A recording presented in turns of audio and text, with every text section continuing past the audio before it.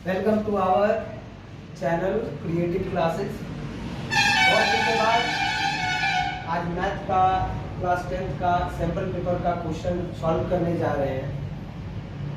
और बच्चों को ये डाउट होता है कि भाई सैम्पल पेपर कैसा रहेगा, क्वेश्चन कैसे सॉल्व होगा। तो उसी के लिए हम सैम्पल पेपर का ही कुछ क्वेश्चंस लिए हैं, जिससे कि आपको कुछ आराम मिले आने वाले बोर्ड एग्जाम में। सबको पता है कि 26 तारीख से बोर्ड का एग्जाम चालू होने वाला है और सीबीएसई बोर्ड ने सैम्पल पेपर को रिलीज किया है, जिसको आप लोगों को प्रैक्टिस करना है। तो उसी को देखते हुए हम चाह रहे थे कि भाई कुछ नया लेके आया जाए, और उसी के लिए आप इस वीडियो पे बने रहिए, लगातार इसको देखते रहिए। बहुत सारे क्वेश्चंस हम यहाँ पे सॉल्व करेंगे। ओके, तो चलिए सैंपल पेपर का पहला क्वेश्चन हम लोग लेते हैं, ठीक है, जो सीबीएसई बोर्ड के द्वारा रिलीज किया गया है। क्वेश्चन है क्या कि find the value of A25 minus A15 for the AP। Question को देखते ही पता चलता है कि भाई ये कौन से चैप्टर का है, AP का है। और AP में है तो उसमें क्या है, कुछ आपको टर्म दिए गए हैं, ठीक है। उस टर्म के अनुसार आपको इस मैथ को बनाना पड़ता है। और बच्चों के लिए सबसे ज्यादा जरूरी होता है कि भाई दो चीजें उनके दिमाग में होनी चाहिए। एक कि भाई क्वेश्चन जब पढ़े तो उनको ये पता हो कि ये कौन से चैप्टर का है और उस चैप्टर में किस तरह के फॉर्मूले यूज किए जाते हैं, ठीक है। तो चलिए इस क्वेश्चन को देरी ना करते हुए बनाया जाए। क्या है क्वेश्चन कि find the value of A25 minus A15 for the AP। आपके पास कुछ AP दिए गए हैं, कुछ टर्म दिए गए हैं। तो AP का सबसे पहला तो फॉर्मूला आपको दिमाग में होना चाहिए कि होता क्या है, ठीक है। तो AP का फॉर्मूला होता है AN is equal to A plus N minus 1 into D। ये बात तो सबको पता हो। अब इसी में हमको क्या करना है, A और D का वैल्यू फाइंड कर लेते हैं, हो सके कि बाद में जरूरत पड़े, ठीक है। तो इसके लिए सबसे पहले ये A क्या होता है, आपका फर्स्ट टर्म होता है, ठीक है। तो हम पहले A फाइंड कर लेते हैं। तो A बराबर कितना हो जाएगा, तो आपको पता है पहला जो टर्म होता है वो उसको हम लोग क्या बोलते हैं, A बोलते हैं। तो ये क्या हो गया, A इज इक्वल टू कितना हो जाएगा 6। और D का वैल्यू निकालने के लिए आप लोग को पता होगा, आप लोग पढ़े होंगे कि D का होता है second term minus first term. तो सेकंड टर्म कितना है आपका 9 और माइनस फर्स्ट टर्म कितना है 6 इज इक्वल टू कितना 3। तो आपका D निकल के आ गया 3। अब हम क्वेश्चन के अनुसार चलेंगे अकॉर्डिंग टू क्वेश्चन में क्या बोला गया आपको कि A25 माइनस A15 का वैल्यू आपको फाइंड करना है। तो इसके लिए आपने पढ़ा होगा कि A25 को हम A24 A प्लस 24 D भी लिखा जाता है, ठीक है। माइनस A15 को हम कितना लिख सकते हैं, तो A प्लस 14 D। क्लियर है। अब इसी को सॉल्व करना है। तो A का A plus 24 D plus minus minus A plus minus minus 14 D। Clear है यहाँ तक, ठीक है। अब उसके बाद इसको सॉल्व थोड़ा किया जाए। तो A जो है एक माइनस में है, एक क्या है प्लस में है। तो ये दोनों क्या हो जाएगा, कैंसिल हो जाएगा। 24D माइनस 14D बराबर कितना होगा 10D। क्लियर है। तो 10D, अब आपको पहले से पता है कि 10 इंटू D का वैल्यू कितना है 3।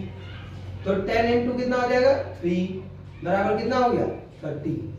ये आपका आंसर निकल के आ गया। तो देयरफॉर आप लिख सकते हो A25 minus A15 is equal to 30। ये आपका आंसर निकल के चला है, ठीक है। तो चलिए एक क्वेश्चन के बाद अब दूसरा क्वेश्चन भी देखा जाए। दूसरा क्वेश्चन है क्या कि if 7 times the 7th term of the AP is equal to 5 times the 5th term, then find the value of its 12th term। Question समझ में आया? सबसे बड़ी बात है कि क्वेश्चन कौन से चैप्टर का है? एपी का है। एपी का जब क्वेश्चन है तो आपको जो क्वेश्चन दिया गया है उसको ध्यान से पढ़ना है और पढ़ने के बाद उसको समझना है।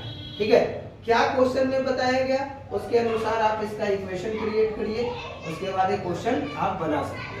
ठीक है, तो अकॉर्डिंग टू क्वेश्चन ही चलते हैं हम लोग। अकॉर्डिंग टू क्वेश्चन, क्वेश्चन क्या है कि if 7 times the 7th term of the AP, तो हम 7 टर्म को क्या लिख सकते हैं? 7 टर्म को हम क्या लिख सकते हैं? a plus 6d।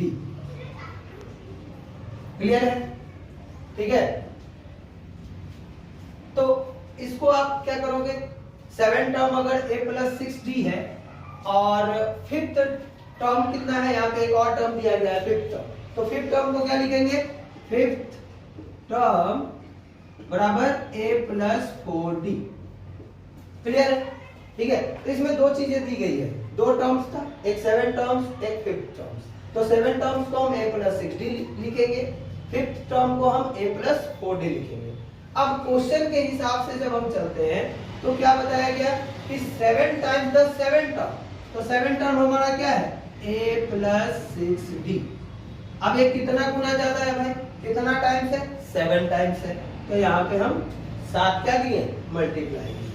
आगे क्या क्वेश्चन कहता है? इज इक्वल, यहाँ पे ध्यान देना है, इज इक्वल। तो इक्वल कहने का मतलब क्या हुआ? बराबर। ठीक है, तो इक्वल किसका है? 5 times the 5th term. 5 times the 5th term, 5th term कौन है? पांचवा टर्म आपका a प्लस 4d, और ये कितना है? 5 गुना है। ठीक है, तो ये आपका इक्वेशन एक क्रिएट हुआ। आप इसी इक्वेशन को सॉल्व कर दो, आपका आंसर आ जाएगा। जैसे यहाँ मल्टीप्लाई है तो ये क्या हो जाएगा? 7a प्लस 6, 7 जा 42d is equal to 5 into a 5a plus 5 4 जा 20d। क्लियर है यहाँ तक? आगे बढ़ते हैं। अब यहाँ पे आप लीनियर इक्वेशन बनाए होंगे, तो लीनियर इक्वेशन जैसा है, सारे को एक साइड कर लो, तो 7a plus 42d minus 5a minus 20d बराबर क्या लिख दे? 0। ए आपका एक इक्वेशन बन गया। ठीक है, अब जब इक्वेशन बन गया इसको आप सॉल्व कर लो। 7a माइनस 5a कितना हो जाएगा? 2a, और 42d माइनस 20d यानी कि प्लस में 22d। ठीक है, बराबर क्या हो जाएगा? 0। अब यहाँ पे आप लीनियर इक्वेशन जब आप पढ़े होंगे तो लीनियर इक्वेशन में क्या बताया गया है कि भाई आप किसी भी इक्वेशन को छोटा भी कर सकते हो, तो हम यहाँ पे इस इक्वेशन को थोड़ा छोटा कर देते हैं, लेकिन यहाँ पे लिख के, ठीक है, डिवाइडेड बाय 2। यहाँ हम इक्वेशन में क्या कर देंगे? Divided by 2। ठीक है, डिवाइडेड बाय 2। अब जब डिवाइडेड बाय 2 करेंगे तो ये इक्वेशन क्या बन जाएगा आपका? ये जो है वो क्या हो जाएगा? 2 से आप इसमें डिवाइड करो, 2 से आप इसमें डिवाइड करो, तो ये कितना हो जाएगा?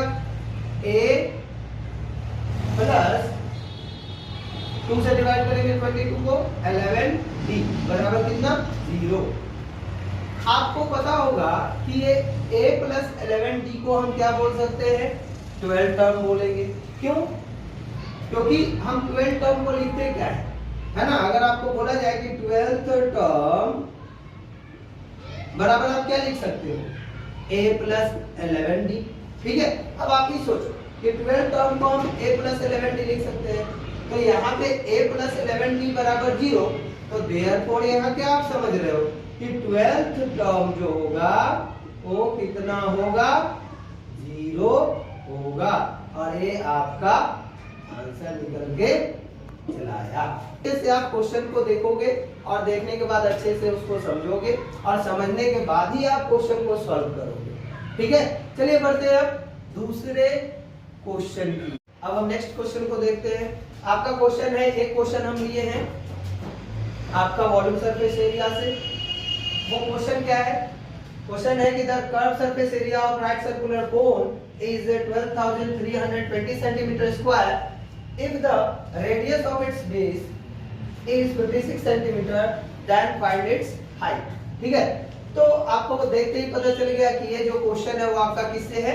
मेंसुरेशन से है, यानी वॉल्यूम सरफेस एरिया से है। और इस चैप्टर का सारा क्वेश्चन जो बनाया जाता है वो अकॉर्डिंग टू फॉर्मूला बनता है।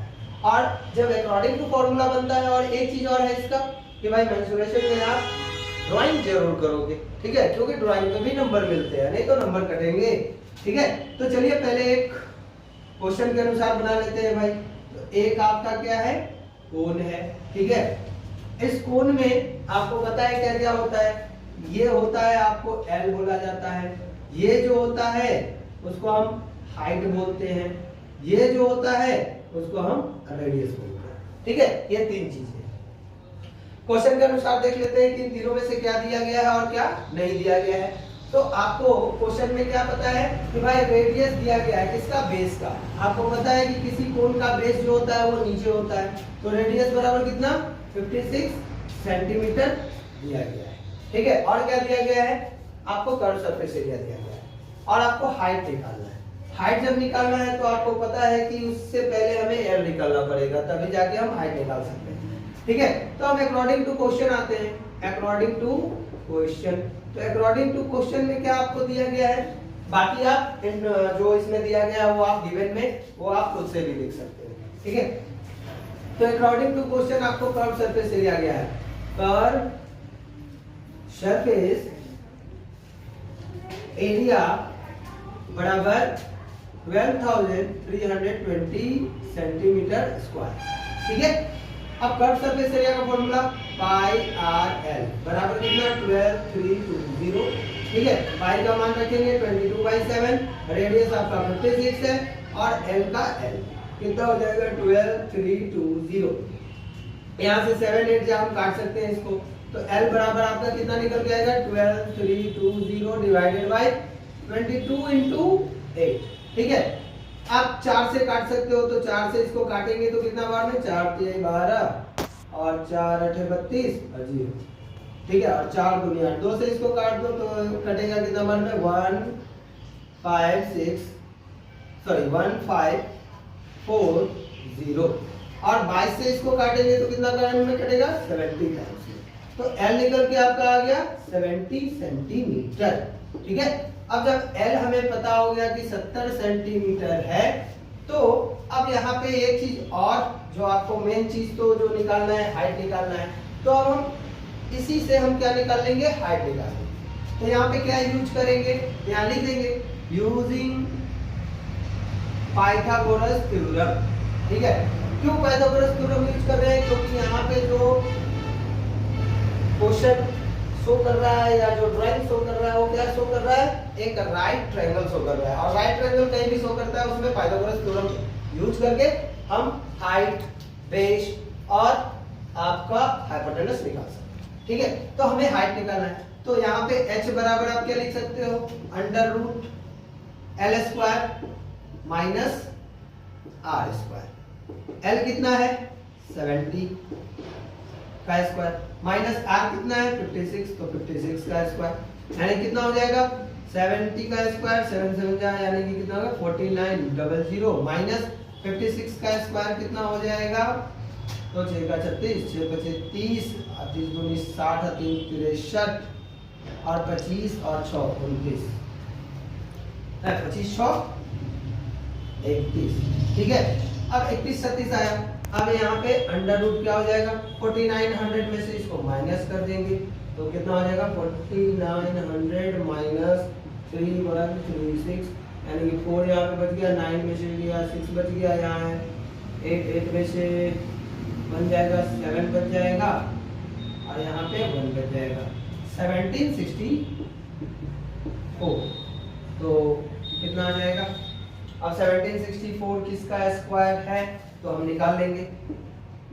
1764 2 से 2 8 जा, 2 8 जा और 2 2 जा, फिर 2 से तो 4 4 1, यानी कि यहाँ देख के पता चल रहा है कि 441 जो होता है वो 21 का स्क्वायर है और 21 दूनी कितना हो जाएगा 42, यानी कि यहाँ पे कितना आ जाएगा 42 सेंटीमीटर ये आपका। तो देयरफॉर हाइट ऑफ कोन बराबर 42 सेंटीमीटर, ये आपका आंसर निकल के चला आया। ठीक है, और इस तरीके से हम क्वेश्चन को सॉल्व करेंगे। कोई हार्ड क्वेश्चन नहीं है, सारे के सारे नॉर्मल क्वेश्चन है, सिर्फ आपको क्वेश्चन पे ध्यान देना है। ठीक है, चलिए अब बढ़ते हैं हम लोग नेक्स्ट क्वेश्चन। अब हम लोग नेक्स्ट क्वेश्चन को देखते हैं। आप ही के सैंपल पेपर का है जो सीबीएसई बोर्ड ने रिलीज किया है और उसी का हम लोग प्रैक्टिस कर रहे हैं। ठीक है, अब ये क्वेश्चन जो आप देख रहे हो बोर्ड पे, वो क्वेश्चन क्या है, सॉल्व फॉर x।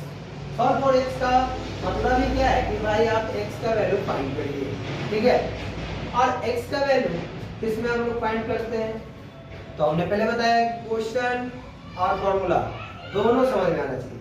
तो क्वेश्चन किसका है, क्वाड्रेटिक इक्वेशन का है, और क्वाड्रेटिक इक्वेशन में आपको x का वैल्यू निकालना है, तो उसके लिए फॉर्मूला आपको याद होना चाहिए क्या, कि x बराबर -b plus minus root under B square minus 4ac by 2a।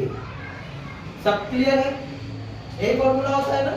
ठीक है, अब इस फॉर्मूले के अनुसार आपको क्या फॉर्मूला नजर आ रहा है, ABC। तो भाई ABC कहां से लाएं, तो आपको पता है कि क्वेश्चन के अनुसार हम लोग चलेंगे।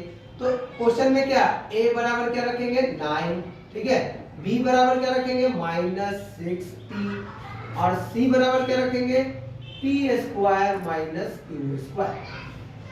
ठीक है, अब इसी के अनुसार हम लोग इसमें पुट करते चले जाते हैं। तो -b, तो -b की जगह कितना है -6p plus minus under root b square, तो b की जगह कितना है -6p, तो इसका क्या हो जाएगा स्क्वायर माइनस 4 इंटू a की जगह पे 9 और c की जगह पे p square minus q square. ठीक है, इसको ब्रैकेट में ही रखेंगे। क्यों रखेंगे, ये तो बात की बात है।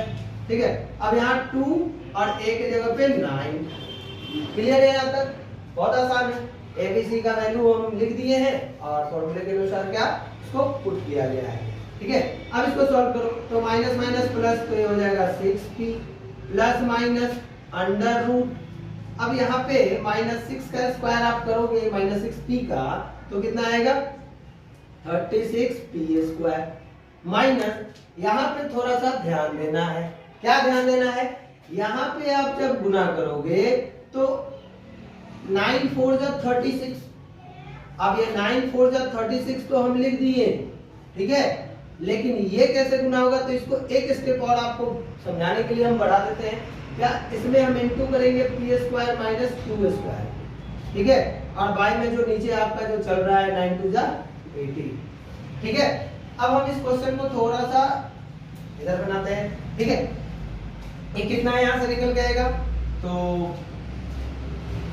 यही को बना लो 6p plus minus under root, ये कितना हो जाएगा 36p स्क्वायर माइनस 36, यहाँ पे मल्टीप्लाई होगा तो ये हो जाएगा 36p square minus minus plus 36q square, by में कितना हो जाएगा 18। अब यहाँ पे आप क्या देख रहे हो कि प्लस में 36p स्क्वायर माइनस में 36p स्क्वायर दोनों क्या हो गया कैंसिल। ठीक है, अब इसके बाद क्या हम लिख सकते हैं, तो बराबर देखिए 6p plus minus under root क्या बच गया 36 q स्क्वायर बाई में 18 बराबर 6p प्लस माइनस 36 किसका स्क्वायर है 6 का, तो यहाँ हम लिख सकते हैं 6q। ठीक है, और बाई में 18, यहाँ से 6 कॉमन ले लिए तो 6 हो गया कॉमन, और p प्लस माइनस q और बाई में 18, यहाँ पे हम काट भी सकते हैं 6 3 जा 18। अब यहाँ पे बात करते हैं कि क्वाड्रेटिक इक्वेशन में जो आंसर दिया जाता है वो x का 2 वैल्यू आता है। ठीक है, कभी कभी 2 आता है, कभी 1 भी आता है। ठीक है, तो यहाँ पे आप क्या आंसर देख सकते हो, एक बार प्लस में एक बार माइनस में, तो यहाँ पे हम लिख सकते हैं x बराबर क्या p plus q by 3। And x बराबर एक और आंसर जो आएगा वो 6 minus Q p minus Q by 3। ये आपका दो आंसर निकल के यहाँ पे चला आया। ठीक है, चलिए बढ़ते हैं नेक्स्ट। तो आइए अब हम लोग देखते हैं नेक्स्ट क्वेश्चन को। जो आपका नेक्स्ट क्वेश्चन है, ये क्वेश्चन देखते ही पता चल रहा है कि स्टैटिक का क्वेश्चन है, स्टैटिक्स का। और स्टैटिक्स आप लोग पढ़े होंगे तो उसमें तीन चीज पढ़े होंगे, एक मीन, दूसरा मोड और तीसरा आपका मीडियन। अब हमको बच्चों को दिक्कत ये होता है कि उनको पता नहीं चलता है कि भाई ये किसका क्वेश्चन है। तो उसके लिए आप क्वेश्चन को ध्यान से पढ़ो, आपको पता चल जाएगा कि ये भाई किसका क्वेश्चन है और हमें क्या निकालना है। ठीक है, तो क्वेश्चन कहता है कि following is the distribution of long jump competition in which 250 student participate और फाइंड द मीडियन डिस्टेंस। यहाँ पे ध्यान देना है, क्या हमें निकालना है? मीडियन। कौन सा डिस्टेंस? मीडियन डिस्टेंस निकालना है। Jump by the student interpret the median, यानी कि आपको सिंपल सी बात है कि मीडियन निकालना है। तो मीडियन निकालने का सबसे पहले तो फॉर्मूला आपको पता होना चाहिए। तो मीडियन का फॉर्मूला पहले हम देख लेते हैं क्या है। तो मीडियन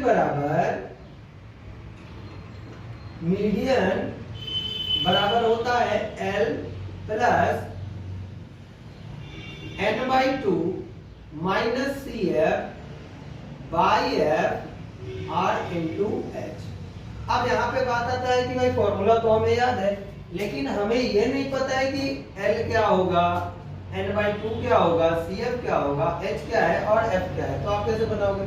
तो सबसे पहला हमें ये जानना जरूरी है कि L क्या है, n/2 क्या है, CF क्या है, F क्या है और H क्या है। तो चलिए सबसे पहला तो जब हम मीडियन आप लोग पढ़े होंगे तो मीडियन में आपको पता है कि आपको CF निकालना पड़ता है, क्यूमुलेट फ्रीक्वेंसी इसको बोलते हैं। इसको जब निकालते हैं तो कैसे निकालते हैं? 40 यहाँ है तो ये 40 का 40 हो जाएगा। आपको पता है उसके बाद क्या किया जाता है? इसको और इसको जोड़ा जाता है। तो 80 प्लस 40 कितना होता है? 120। अब इसमें इसको जोड़ेंगे तो कितना हो जाएगा? 182। फिर इसमें इसको जोड़ेंगे तो कितना हो जाएगा? तो 2 इसमें आ गया और इसमें 220 और 220 में जोड़ेंगे तो ये हो जाएगा 250। ये आपका निकल के क्या आ गया? CF निकल के आ गया। ठीक है, अब CF के हिसाब से जब हम देखते हैं तो टोटल नंबर यहाँ कितना दिया गया है? 250। ध्यान रहे कि इसका ऐड और यहाँ पे जो लास्ट में जो ये आप ऐड करते हो वो इक्वल होना चाहिए। अब इससे हम n/2 एक निकाल सकते हैं, n/2। तो यहाँ पे n टोटल कितना है? 250। तो n/2 therefore n/2 बराबर हो जाएगा 250 डिवाइडेड बाय 2, यानी कि कट गया 125। तो एक चीज हम यहाँ पे लिख देते हैं कि n/2 बराबर कितना? 125। अब n/2 तो हमें पता हो गया। अब यहाँ पे बात करते हैं कि भाई L किसको रखें, CF किसको रखें, F किसको रखें और H किसको रखें। तो यहाँ पे ध्यान देने वाली बात यह है कि आपका जो n/2 निकल के आया ये 125। ठीक है, तो यहाँ ध्यान देना है CF में कि 125 किसके बीच में आता है। तो आप क्या देख रहे हो कि 120 और 182 यानी कि 182 के बीच में आएगा। तो जब बीच में आएगा तो जो बड़ा वाला होता है उसके सामने जो ये होता है इसको हम F यानी कि फ्रीक्वेंसी लेते हैं। ठीक है, इसी में जो क्लास इंटरवल है जो छोटा है इसको हम L बोलते हैं। ठीक है, इसके ऊपर यहाँ पे ध्यान देना है, ये नहीं, इसके ऊपर जो होता है दूसरे मार्कर से कर देते हैं, ये जो ऊपर होता है ये आपका क्या कहलाता है? CF कहलाता है। ठीक है, तो अब आप इसी के अनुसार लिख लो, यानी कि क्या है आपको n/2 आपको पता है तो CF कितना हो जाएगा? CF बराबर 120। ठीक है, उसके बाद F बराबर आपका हो जाएगा 62। ठीक है, उसके बाद L बराबर हो जाएगा 2। L को लोअर लिमिट बोलते हैं। ठीक है, बाकी तो आपको कुछ नहीं चाहिए। चलिए अब इसी पे सॉल्व कर लेते हैं। तो L कितना है भाई? 2 है, प्लस n/2 हम निकाले 125 माइनस CF कितना रखे? 120 और बाई में फ्रीक्वेंसी कितना है? 62। हाइट कितना है? तो भाई दोनों हाइट कौन होता है? देखिए एक चीज छूटा, हाइट कौन होता है? इन दोनों का गैपिंग। तो इन दोनों का गैपिंग कितना है? 1 का है। यहाँ से सबका लैपिंग 1 है तो एक ही हम हाइट रखेंगे। अब इसको सॉल्व कर लेते हैं, एक यहाँ पे रख दिए हम, कितना आ जाएगा 2 प्लस, अब इसमें से इसको घटाएंगे 125 माइनस 120 क्या बचेगा 5, और नीचे कितना होगा 62। अब इसमें हम 1 से गुना करेंगे तो वही रह जाएगा, इसीलिए इसको हटा देते हैं। अब आपको पता है कि 2 और प्लस एलसीएम भी निकाल सकते हैं, नहीं तो आप 5/62 का वैल्यू मान लो, तो 5/62 यानी 62 से जब आप 5 को डिवाइड करोगे तो कितना आएगा, तो 0.08 आएगा, ठीक है। अब जब आप इसको जोड़ोगे तो कितना हो जाएगा 2.08, ठीक है। तो देयरफॉर मीडियन बराबर कितना आ गया 2.08, ये आपका आंसर निकल के आ गया, ठीक है। तो कोई भारी नहीं है, कोई हार्ड नहीं है, आप लोग ध्यान दोगे सारे के सारे क्वेश्चन बनते चले जाएंगे। चलिए बढ़ते हैं नेक्स्ट क्वेश्चन। आइए दोस्तों अब देखते हैं नेक्स्ट क्वेश्चन। नेक्स्ट क्वेश्चन क्या है कि a boy 1.7 meter tall is standing on a horizontal ground 50 meter away from a building. The angle of elevation of the top of the building from his eyes is 60 degree. Calculate the height of the building. Take under root 3 is equal to 1.73. यानी कि कहने का मतलब जब question हम देख रहे हैं तो ये पता चल रहा है कि ये जो क्वेश्चन लिया गया है वो हाइट एंड डिस्टेंस से लिया गया है। हाइट एंड डिस्टेंस से जो क्वेश्चन लिया गया है तो इसके लिए डायग्राम होना बहुत जरूरी है। चलिए क्वेश्चन के अनुसार हम डायग्राम बनाते हैं। क्या बताया गया कि एक लड़का है जो 1.7 मीटर टॉल है, यानी कि लंबाई उसकी है। तो चलिए मान के चले कि ये एक लड़का हुआ जो 1.7 मीटर क्या है टॉल है, ठीक है। Is standing a horizontal ground. Horizontal ground मतलब इस तरह का ग्राउंड है, यहाँ पे खड़ा है, ठीक है। 50 metre away from a building. तो 50 metre away from a building का मतलब क्या है कि एक बिल्डिंग है, बिल्डिंग से 50 मीटर की दूरी पे क्या है वो खड़ा है, ठीक है। आगे कहता है the angle of elevation of the top of the building from his eyes. यहाँ पे ध्यान देना है, वो अपनी आंखों से देखता है, किसको देखता है टॉप ऑफ द बिल्डिंग का, है ना। तो ये बिल्डिंग है और बिल्डिंग की टॉप यहाँ पे है। अब जब ये देखेगा कहां से अपनी आंखों से, तो आंख तो इसका यहाँ पे होगा, ऊपर होगा। अब यहाँ से जब देखेगा तो वो कैसे देखेगा, ऐसे करके ऐसे, ठीक है। जब बिल्डिंग को देखता है आगे क्या कहता है चलो और ये एंगल बनाता है 60 डिग्री। अब आप सोच के देखो कि ये डायग्राम कैसा, अगर मान के चलो ये लड़का यहाँ पे एक लाइन हम ऐसे करके ऐसे खींच सकते हैं, तो भाई ये भी डिस्टेंस तो इसी के बराबर होगा। तो यहाँ हम क्या लिख सकते हैं, ये भी 50 मीटर है, ठीक है। सबका नाम दे देते हैं A B C D E, ठीक है। अब एंगल कितना बनाता है, तो भाई 60 डिग्री बनाता है, ठीक है। तो ये 60 डिग्री, ये आपका डायग्राम हो गया। अब आप इसी के अनुसार लिख सकते हो, क्या लिख सकते हो कि DC आपका कितना है, या फिर अकॉर्डिंग टू क्वेश्चन होते हैं, ठीक है। तो यहाँ पे क्या हमें निकालना है, हाइट निकालना है कि भाई हाइट, ये टोटल हाइट क्या होगा बिल्डिंग का। तो बिल्डिंग का हाइट के लिए आपको क्या करना पड़ेगा, 60 डिग्री का इस्तेमाल करना पड़ेगा। तो थोड़ा बहुत आप लोग इसमें जो दिया गया है वो आप अकॉर्डिंग टू क्वेश्चन आप खुद से लिख लेना, ठीक है। तो क्वेश्चन के हिसाब से हमें हाइट कैसे निकालेंगे हम, तो उस हाइट के लिए आप क्या लोगे, इन ट्रायंगल क्या AEB, इन ट्रायंगल AEB, ठीक है। हम AEB ट्रायंगल को लिए, यहाँ क्या देख रहे हैं कितना डिग्री बन रहा है, 60 डिग्री। तो यहाँ कौन सा लगेगा, आपको पता है कि जब बेस ये है और ये हाइट है, ये आपका क्या हुआ, आप पढ़े होंगे ट्रिग्नोमेट्री में क्या होता है कि पंडित बद्री प्रसाद हर हर बोले, यानी कि ये साइन का होता है, ये कॉस का होता है और ये टेन का होता है।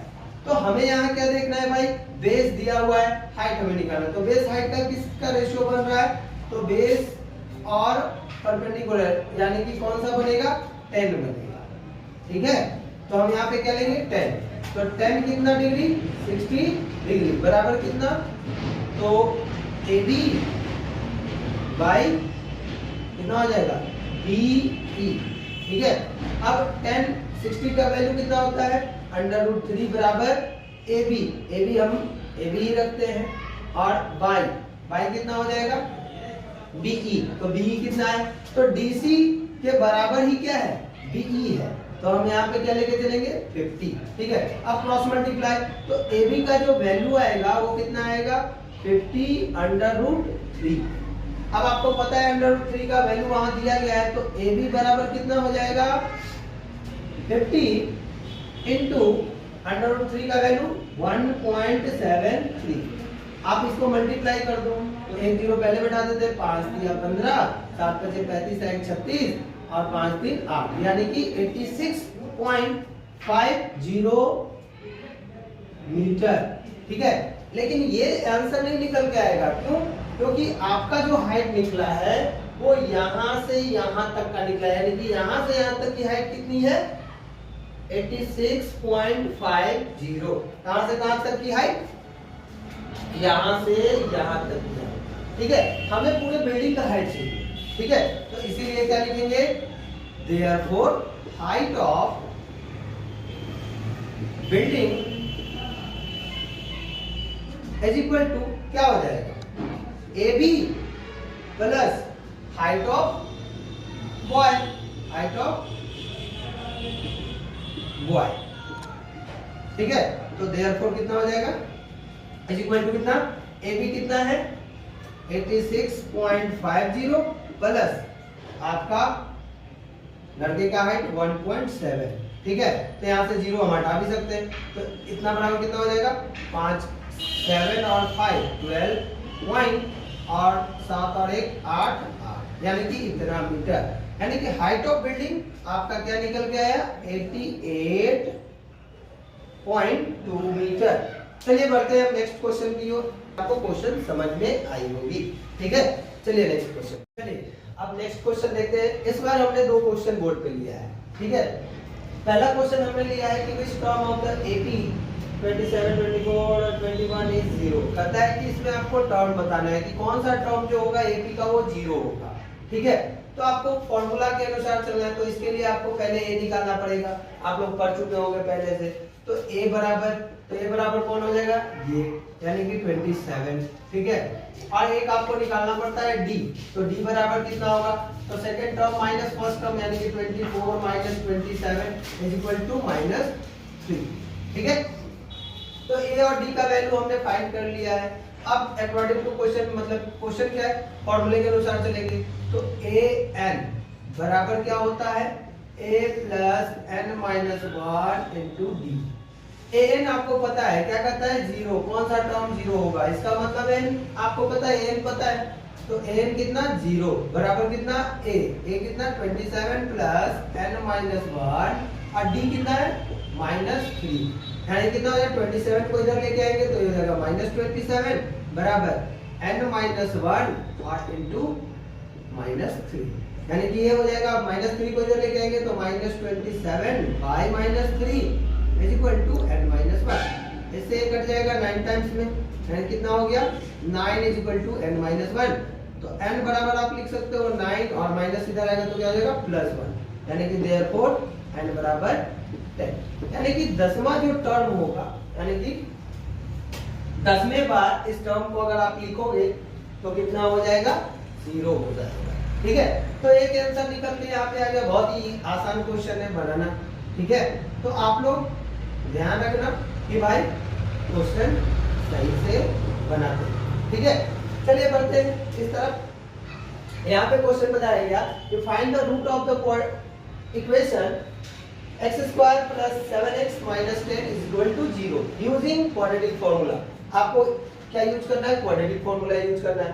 क्वाड्रेटिक फॉर्मूला क्या होता है भाई, x बराबर -b plus minus √b² - 4ac/2a।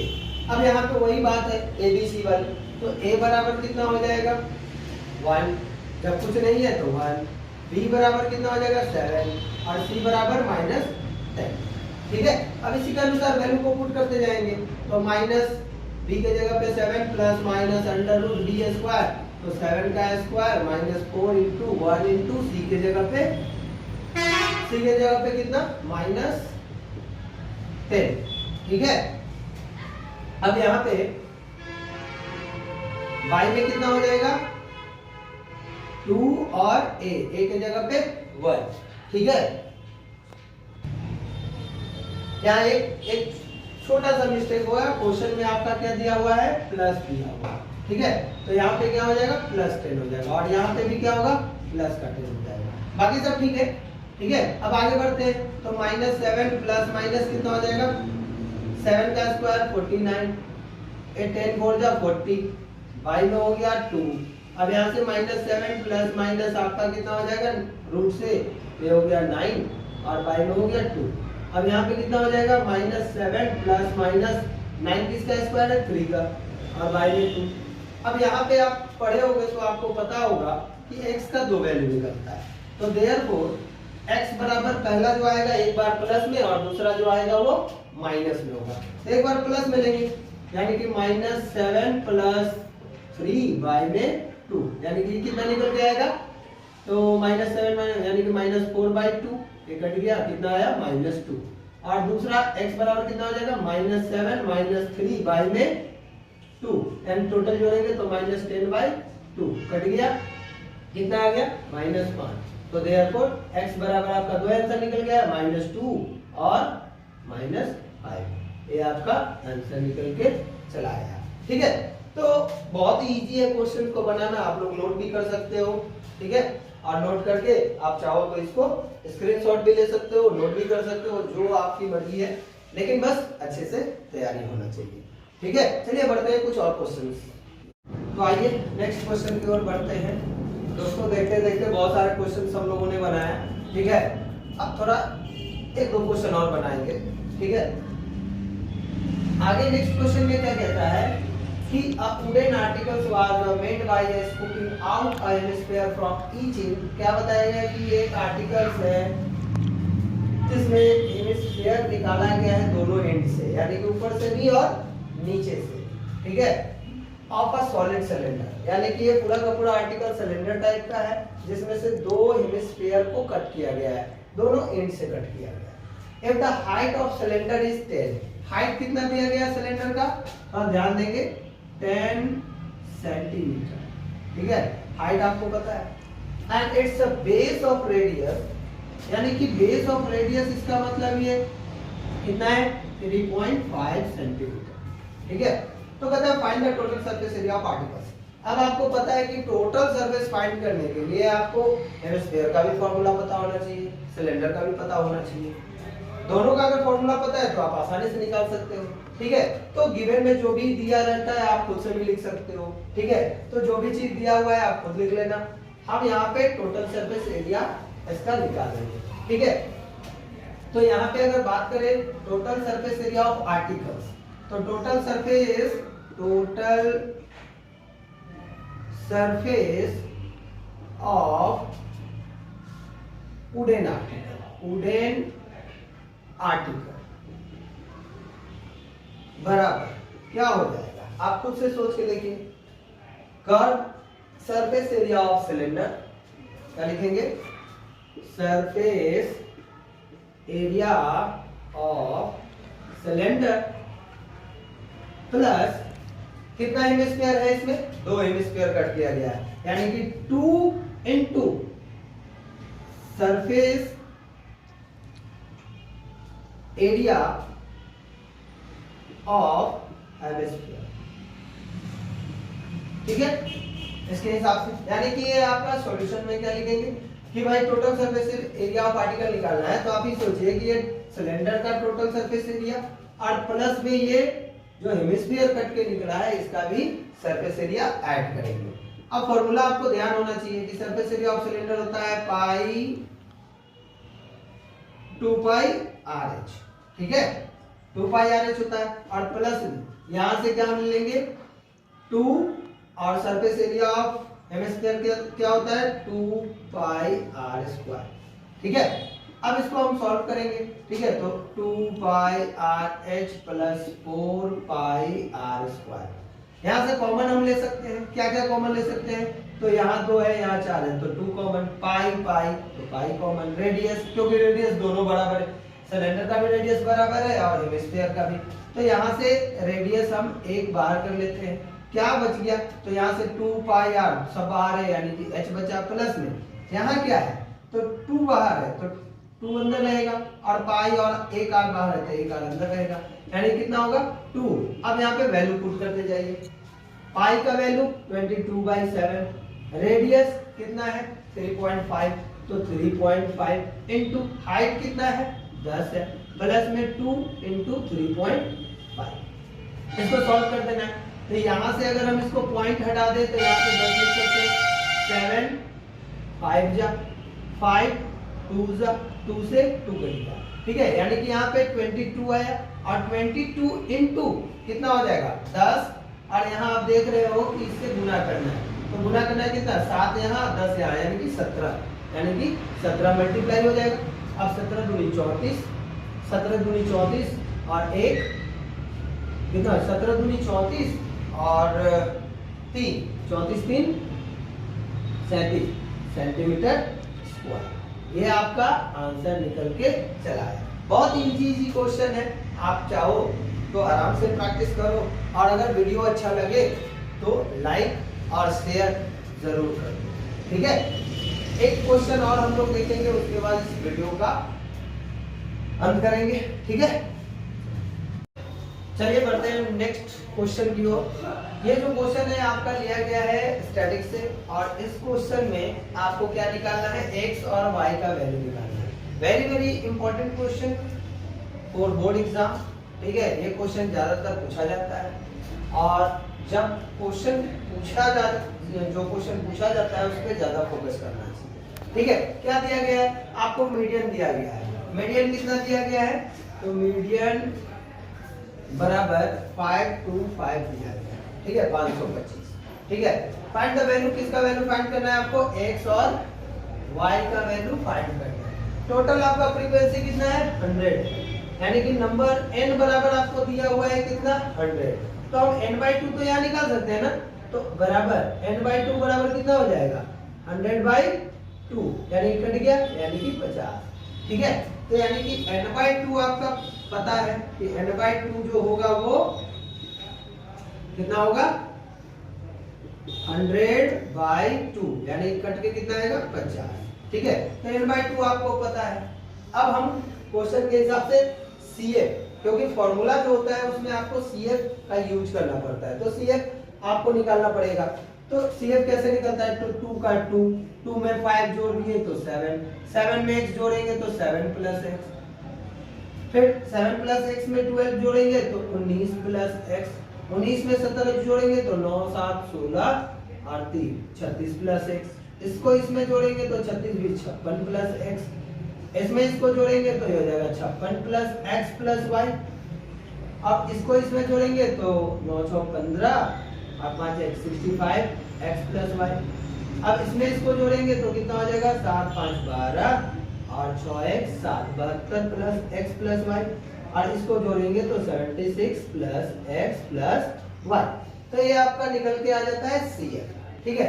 CF निकालने के बाद अब हमें जो चीज चाहिए, तो इसके लिए फॉर्मूला पे ध्यान रखेंगे। फॉर्मूला क्या होता है, मीडियन बराबर होता है L + CF n/2 CF/F और इंटू H। अब इसके अनुसार n/2 आपको पहले से पता है। अब बाकी क्या, तो यहाँ पे आपको क्या n/2 को देखना है, ये भाई 50 है, तो 50 किसके बीच में आता है, CF के किसके बीच में आता है, तो 19 36 के बीच में आएगा, नहीं 36 और 56, यानी कि 36 56 के बीच में आता है। तो आप बड़े वाले को रखेंगे, यानी कि इसको आप क्या मानोगे, ये वाला में से ये लेंगे तो ये क्या निकलेगा आपका F, ठीक है। इसके ऊपर वाले को हम क्या बोलते हैं CF, ठीक है। इसको हम क्या बोलेंगे लोअर लिमिट, ठीक है। और हाइट आपको पता है, इसके गैप को बोलते हैं। वैल्यू को रखते जाते हैं, तो मीडियन आपका दिया हुआ है 525 बराबर L कितना है, तो L आपका हो गया 500 लोअर लिमिट, प्लस n/2 कितना है 50 माइनस CF कितना है, तो 36 + x, यानी कि 36 + x, और y में हो गया f कितना है आपका 20 और इंटू हो गया 100। 500 को इधर लाएंगे तो 525 माइनस 500 बराबर कितना हो जाएगा? इससे इसको काट दो तो 5 बार में, ठीक है। अब ये कितना बच गया? तो 50 माइनस 36 और plus minus minus x by में तो कुछ बचा ही नहीं, ठीक है। तो इतना और इनटू कितना हो जाएगा? 5, ठीक है। अब इसको माइनस करेंगे तो कितना हो गया? 25 बराबर 5 को भी इधर लेके आ जाते हैं यानी कि 5। अभी कितना बच गया? इन दोनों को जोड़ लो तो कितना हो गया? मैंने घटा दे तो घटाएंगे तो 14 माइनस x। अब इसको काट दिए तो 5 यानी कि कितना हो गया? 14 माइनस x बराबर 5। तो माइनस x बराबर 5 माइनस 14। तो x बराबर माइनस x बराबर कितना हो जाएगा? -9।